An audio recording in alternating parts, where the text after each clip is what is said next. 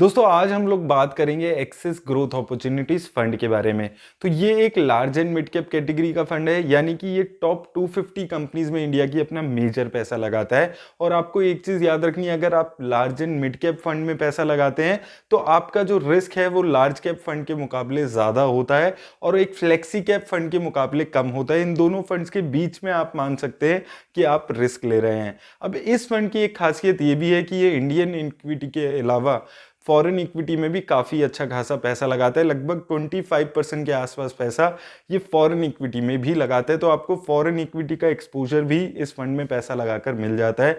तो इस वीडियो में हम डिटेल में जानेंगे इस फंड के बारे में, ये कहाँ पे पैसा लगा रहा है, कैसी रिटर्न दे रहा है, किन कंपनीज में और सेक्टर्स में पैसा लगा रहा है, और एंड में मैं आपको बताने वाला हूँ कि किस टाइप के इन्वेस्टर्स के लिए ये फंड में पैसा लगाना सही है। तो आइए देख लेते हैं ये वीडियो। तो दोस्तों जैसे कि मैंने आपको बताया था, ये एक large and mid cap fund है। तो ये टॉप 250 कंपनीज में इंडिया की अपना मेजर पैसा इन्वेस्ट कर रहा है। और अगर हम इसके बेंचमार्क इंडेक्स की बात करें तो निफ्टी लार्ज मिड कैप 250 इसका बेंचमार्क इंडेक्स चल रहा है। लॉन्च डेट की इसकी बात करते हैं तो अक्टूबर 2018 में ये फंड लॉन्च हुआ है। तो कंपैरेटिवली काफी नया फंड है, 3 साल के आसपास ही इसके अभी लॉन्च हुए हैं।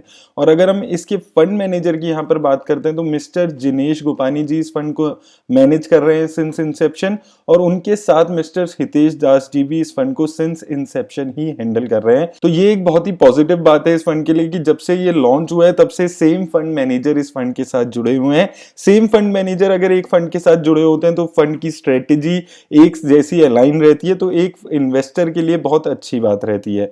वहीं दोस्तों इसकी अगर हम यहाँ पर फंड साइज की बात करें तो 5000 करोड़ से ज्यादा की यहाँ पर इसका फंड साइज हो चुका है। तो फंड साइज अगर आप देखोगे सिर्फ 3 साल के हिसाब से काफी अच्छा फंड साइज इसने इकट्ठा कर लिया है। लेकिन अगर आप बाकी फंड्स के हिसाब से देखेंगे तो अभी भी काफी कम इसका एसेट अंडर मैनेजमेंट चल रहा है। वहीं दोस्तों अगर हम इसकी मार्केट कैप वाइज एलोकेशन पे यहाँ पर बात करें तो लार्ज कैप कंपनीज में इसने 35% पैसा लगाया हुआ है, मिड कैप कंपनीज में 57% पैसा, और स्मॉल कैप कंपनीज में ये 5% पैसा लगा रहा है। तो दोस्तों यहाँ पर ये एक large and mid cap fund है, यानी कि ये मेजर पैसा लार्ज कैप और मिड कैप कंपनीज में लगाता है। तो यहाँ पर इसने एलोकेशन जो है वो मिड कैप कंपनीज में ज्यादा की हुई है, 57% के आसपास। कंपैरेटिवली लार्ज कैप कंपनीज में सिर्फ 35% पैसा ही इसने लगाया हुआ है। तो अगर आप और large and mid cap fund के मुकाबले देखेंगे तो कंपैरेटिवली थोड़ी ज्यादा रिस्क यहाँ पर ये लेता हुआ दिख रहा है।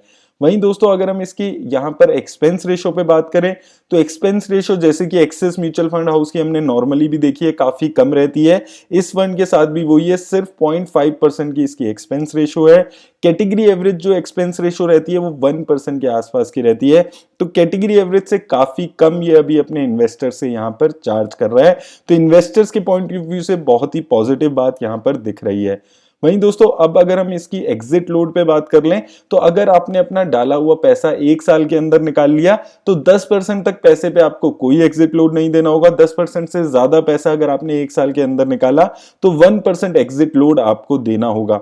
1 साल के बाद कोई भी पैसा निकालते हैं तो कोई एग्जिट लोड यहां पर नहीं देना होगा। अब आइए दोस्तों इस फंड की रिस्क रेशो से इस फंड की इन्वेस्टमेंट स्ट्रेटेजी को समझ लेते हैं। तो सबसे पहले स्टैंडर्ड डेविएशन की बात करें तो 13.47% है, शार्प रेशो 1.59% है, और टर्नओवर रेशियो इसकी 32% के आसपास चल रही है। कैटेगरी एवरेज से अगर आप यहां पर इसको कंपेयर करते हैं तो कैटेगरी एवरेज स्टैंडर्ड डेविएशन 13.91 पर की रहती है। स्टैंडर्ड डेविएशन दोस्तों किसी भी फंड का ये बताता है कि एक फंड कितना ज्यादा वॉलेटाइल है रिटर्न देने के मामले में, और स्टैंडर्ड डेविएशन जितना कम होता है उतनी ही एक ज्यादा स्टेबिलिटी दिखती है एक फंड की रिटर्न्स में। तो यहां पर स्टेबल दिख रहा है ये अगर हम स्टैंडर्ड डेविएशन से देखते हैं। शार्प रेशो दोस्तों किसी भी फंड का ये बताता है कि एक बेटर रिस्क एडजस्टेड रिटर्न कौन सा फंड दे पा रहा है, और ये जितनी ज्यादा होती है उतनी ही अच्छी रिस्क एडजस्टेड रिटर्न होती है, यानी कि जितनी रिस्क ली जा रही है उसके एडिशन में कितना ज्यादा यहां पर रिटर्न जनरेट हो रहा है। तो ये जितनी ज्यादा होती है अच्छी है। शार्प रेशो यहां पर इस फंड की अच्छी दिख रही है।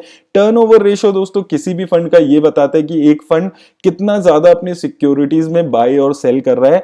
कम टर्नओवर रेशो किसी भी फंड की एक कन्विक्शन दिखाती है कि ये किसी कंपनी को पोर्टफोलियो में ऐड कर रहा है, तो लॉन्ग टर्म के पर्सपेक्टिव से ये अपने फंड में उसको जगह दे रहा है। तो ये तीनों ही रेशोज काफी अच्छी इसकी दिख रही है अगर आप इसको कैटेगरी एवरेज से कंपेयर करते हैं। अब आइए दोस्तों देख लेते हैं कि इसने किन सेक्टर्स में अपना मेजर पैसा लगाया हुआ है। सेक्टर्स की बात करें तो सबसे ज्यादा पैसा टेक्नोलॉजी सेक्टर में है, उसके बाद financial sector, chemical sector, services और हेल्थ केयर सेक्टर यहां पर देखने को मिल रहे हैं।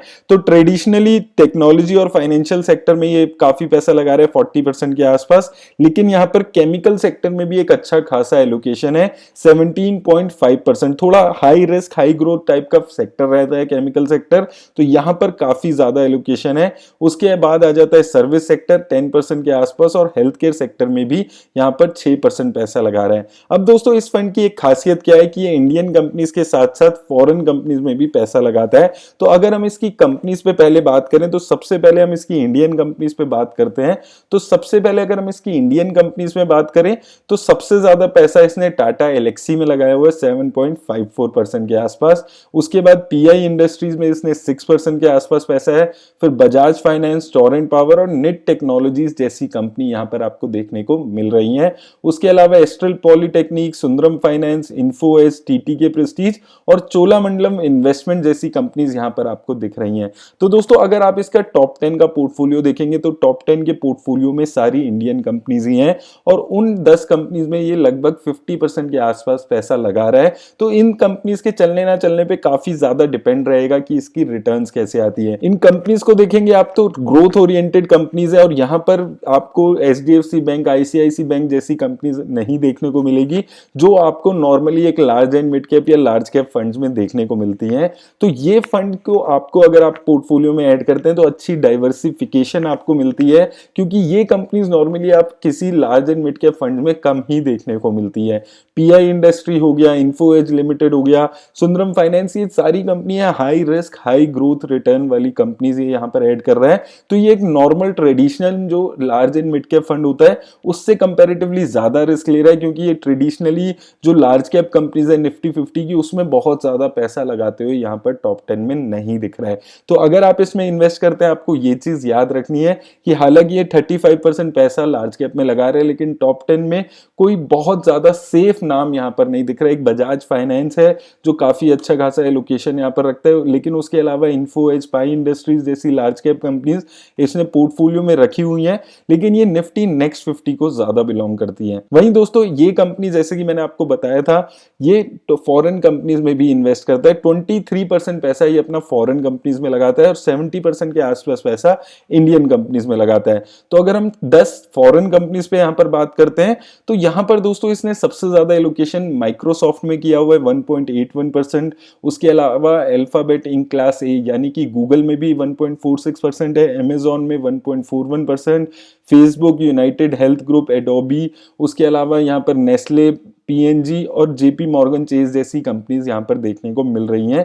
तो हालांकि 23% पैसा ये फॉरेन कंपनीज में लगा रहा है, लेकिन बहुत ज्यादा डाइवर्सिफाइड पोर्टफोलियो है। आप देखेंगे बहुत कम एलोकेशन इसने फॉरेन कंपनीज में की हुई है। तो यहां पर बहुत ज्यादा इंपैक्ट किसी एक दो फॉरेन कंपनीज के चलने ना चलने से नहीं आने वाला है। काफी ज्यादा इसने अपने पोर्टफोलियो को डाइवर्सिफाई किया हुआ है। टोटल अगर आप कंपनीज की बात करेंगे 76 कंपनीज के आसपास इसके पोर्टफोलियो में, तो डाइवर्सिफिकेशन ज्यादा है। अब दोस्तों अगर हम इसकी रिटर्न पे यहां पर बात करें तो अगर आपने 10,000 रुपए से इस फंड में शुरुआत की होती तो एक साल में वो पैसा आपका इसने 15,000 के आसपास बना दिया, लगभग 50% की रिटर्न। 3 सालों में अगर आप देखते हैं 22,000 के आसपास बना दिया, डबल कर दिया इसने आपका पैसा 3 सालों में, 29% की रिटर्न। और इंसेप्शन यानी कि इसने अक्टूबर 2018 में ये फंड शुरू हुआ है, तो यानी कि 3 साल 2-3 महीने में पहले अगर आपने इसमें पैसा लगाया होता तो वो आपको 29% के आसपास की रिटर्न इस फंड ने जनरेट करके दी है। तो रिटर्न्स इसने बहुत अच्छी जनरेट की है। 3 और 2 सालों में अगर आप देखेंगे ये सबसे अच्छी रिटर्न देने वाला large and mid cap fund चल रहा है। तो रिटर्न्स के मामले में काफी अच्छी यहां पर दिख रही है। वहीं अगर आप एसआईपी इन्वेस्टमेंट पे बात करोगे तो अगर आपने 1,000 रुपए पर मंथ से शुरुआत की होती तो एक साल में 12,000 की लागत आपकी इसने 14,000 के आसपास बना दी है, 44% की रिटर्न।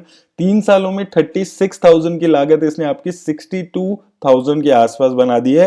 3 सालों में 39% के आसपास की रिटर्न इस फंड ने जनरेट करके दी है। तो रिटर्न्स यहां पर काफी अच्छी इसकी दिख रही है, और सिंस ये एक large and mid cap fund है उसके मुकाबले काफी अच्छी रिटर्न्स यहां पर देते हुए दिख रहा है। लेकिन दोस्तों, जैसे कि मैं आपको हर बार बताता हूं कि दो चीजें बहुत ज्यादा इंपॉर्टेंट हो जाती है किसी भी फंड में अगर आप इन्वेस्ट करते हैं। पहला तो हो गया कि वो अपने बेंचमार्क इंडेक्स को बीट कर पा रहा है या नहीं कर पा रहा है, और दूसरा हो गया कि वो जो अपने पीयर्स हैं, जो टॉप के उस पर्टिकुलर कैटेगरी के फंड्स हैं, उनके मुकाबले कैसी रिटर्न दे रहा है।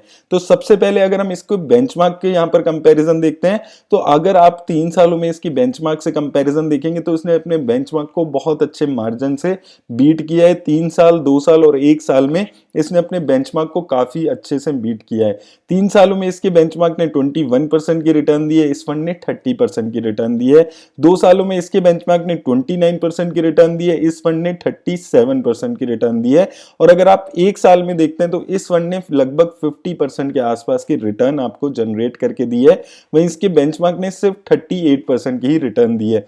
तो 3 सालों में बेंचमार्क से अगर आप कंपेयर करते हैं तो काफी अच्छी खासी रिटर्न इसने जनरेट की। वहीं दोस्तों, अगर हम इसका कंपैरिजन करते हैं सेम कैटेगरी में, यानी कि लार्ज एंड मिड कैटेगरी के जो और दो अच्छे फंड चल रहे हैं, Mirae asset emerging blue chip और Canara Robeco emerging blue chip, तो 1 साल में अगर आप यहां पर देखेंगे तो इसने अपने इन दोनों ही फंड्स को काफी अच्छा बीट किया है। इस फंड ने 50% की रिटर्न दी है पिछले 1 साल में, मिराई एसेट इमर्जिंग ने 45% की, वहीं कैनरा रोबेको इमर्जिंग इक्विटी ने 42% की रिटर्न। तो यहां पर 1 साल में इसने अपने जो बाकी पीयर्स थे उसको काफी अच्छे से बीट किया है। वहीं अगर हम यहां पर पिछले 3 सालों की यहां पर इसकी रिटर्न कंपैरिजन करते हैं, तो दोस्तों अगर हम यहां पर 3 सालों की इसकी रिटर्न कंपैरिजन करते हैं तो 3 सालों में आप देखेंगे कि इसने अपने जो बाकी पीयर्स हैं, मिराई एसेट और कैनरा रोबेको, उनको काफी अच्छे मार्जिन से बीट किया है। आप देखेंगे कि मिराई एसेट इमर्जिंग से इसने पिछले 3 सालों में लगभग 20% रिटर्न ज्यादा दिया है, वहीं कैनरा रोबेको से 30% से ज्यादा की रिटर्न इसने ज्यादा दी है।